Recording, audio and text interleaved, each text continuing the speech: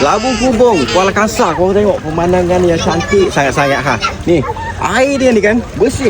Budak-budak boleh mandi. Okey, tengok dia punya sawah padi ni juga. Okey, biasa kan kita tengok lukisan macam ni kan. Okey, ada sawah padi, ada bukit-bukit, rumah kampung.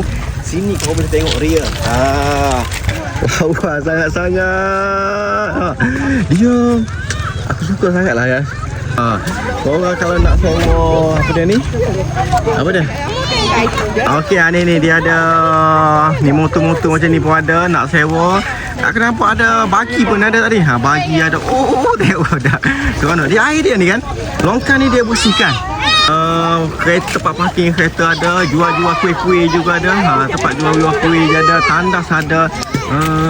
Hujung sana kalau korang nak makan laksa. Laksa Kuala Kangsar ada. Tengok no budak-budak duk mandi tu. Seronok mereka.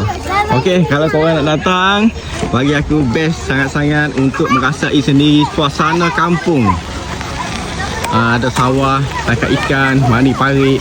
Okey, mari sini guys.